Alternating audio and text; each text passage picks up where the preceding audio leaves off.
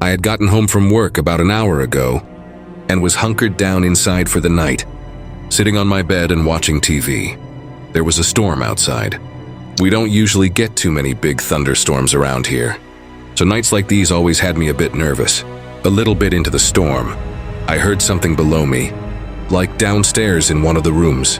I thought it was just a house creaking, but feeling uneasy, I got up and checked anyway. There was nothing, so I filled up my water bottle and went back up to my room.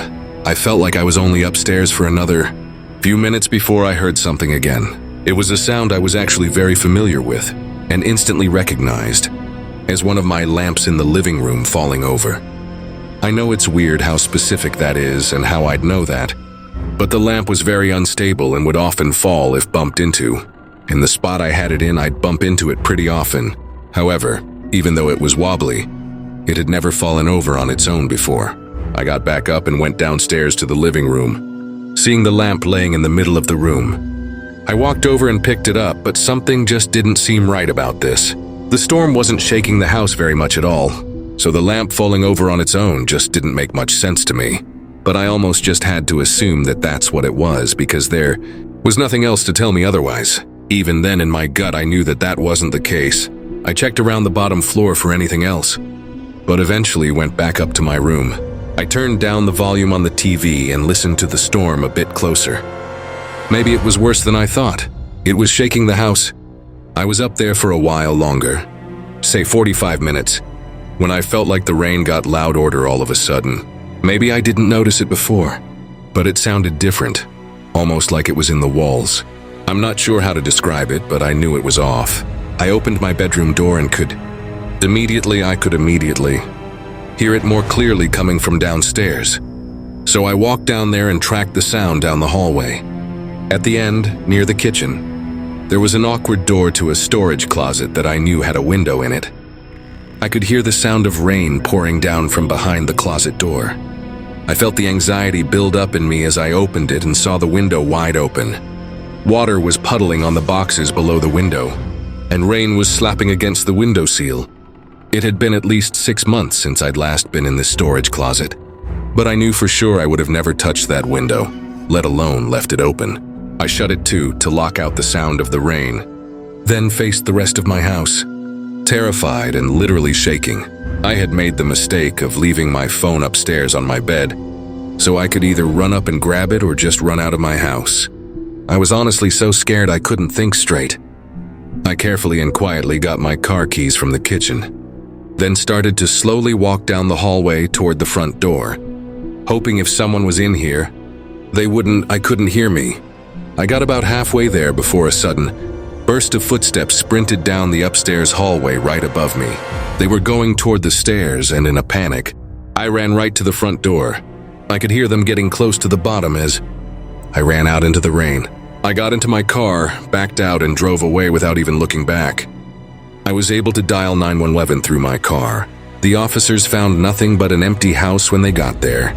Looking further into it, the wall in the closet that had the window ran along, the end table that had the lamp on it. So likely, the vibrations from trying to bust open the old window knocked over the lamp. Whoever had broken in didn't leave any clues on what they broke in for. It seemed like they had found somewhere upstairs to hide and were probably waiting for me to go to sleep before doing whatever they were going to do. Whether that was to rob me or what, I don't know. It's still really disturbing knowing there was someone walking around my home, right outside my bedroom door that night while I was just sitting in my room watching TV. Even now, I randomly get unsettled when just hanging around my home feeling like I'm not alone. It was a pretty typical night in the middle of March. I worked at a gas station at the time. Usually I did afternoon shifts, but every once in a while, I'd cover for someone's overnight shift. I had gotten a call in the morning to come in from 10 p.m. to 8 a.m., all of which would count as overtime, so I quickly agreed. I got in and took over for the manager, then sat behind the front counter. It was pouring outside, and supposedly a big storm was going to roll in later. Seemed to keep most people at home because the gas station was dead. After sitting inside for an hour, I threw on my raincoat and ran outside to prepare the station for the storm. There were a bunch of loose things hanging around the pumps that needed to be brought inside. I started picking them up and running back and forth to drop them off. As I was grabbing the last few, I noticed a man not too far away in the gas station. He was on the side of the street pacing around and getting drenched by the rain. It was very unusual, though it looked like he was probably just waiting for a ride. I finished up and headed inside. 2 hours later, thunder started rumbling in the distance, and soon after, heavy winds and even harsher rain came swooping in. I knew it would be bad, but this was insane. The wind smacking against the sides of the building was actually making the whole room shake. At one point, I even thought the front doors were going to snap off the hinges because they swung open so fast. I hurried over and secured the boat lock to keep them in place, then moved toward the back of the building and into the storage room, away from all the windows, and I just waited. I want to say it was maybe 30 minutes after the storm has started. I was still in the back of the building when, through all the harsh noises, I heard a muffled sound. It wasn't until I heard it multiple times that I realized it was someone banging on the front doors. I left the storage room and looked down the sales floor. There was someone outside looking in at me and hitting the doors repeatedly. I hurried over and unlocked it, thinking he was in trouble and needed help. He ran inside, and I closed and locked the doors behind him.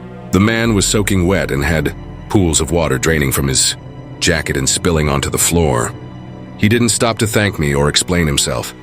He just kept walking back and forth, pacing across the floor. It was the same man I'd seen outside earlier. Had he been out there the whole time? It had been over 2 hours since I'd seen him. I tried asking if he was okay and if I needed to call for help, but the man just kept pacing the floor with this blank, hollow look in his eyes. After watching him for a minute, I got really uncomfortable and started to walk to the front desk to call the police. As I picked up the phone, though, his eyes snapped at me, and he stopped walking. It was then, as we looked at each other, that I noticed his hands were cut like right on the knuckles. They were bloody and bruised. I caught myself looking for too long, and by the time I looked back up at the man's eyes, I could tell he was pissed. "Don't," he said, clearly talking about me using the phone. I wasn't trying to test him, so I lowered the phone. There were a couple of seconds where he just stared at me like he was thinking about whether or not to do something. But then he turned and continued to pace the floor. The storm picked up outside, chaotically shaking the building and adding to the horror of whatever was happening. I tried to think out all my options as this maniac walked around just feet from me. I could try running, but I'd have to get the door unlocked and outrun him in the storm, which seemed really risky. I could also try calling the cops and hope he just leaves, but that was also risky. Funnily enough, I ended up choosing probably the most risky option, which was to do nothing and just wait. I stood there and watched him for, I don't know, 20 minutes at least. At any point, he could have just snapped and ended me, but he didn't. After those 20 minutes, he gave me one last look, then walked over to the door, slid the boat lock over, and walked out into the storm. I immediately called the police. I'm not sure if it was just because of the storm, or because they didn't think it was urgent enough.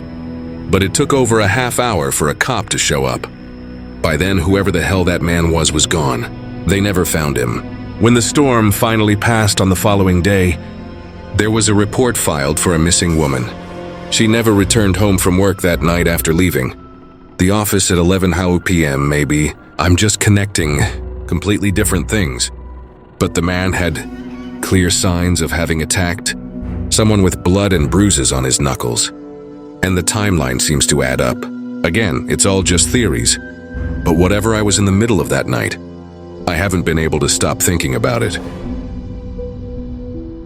I was driving back from a late shift at work. I worked for security, so my hours were all over the place. I'd gotten out at 1 a.m. this day. There was a pretty heavy storm going on.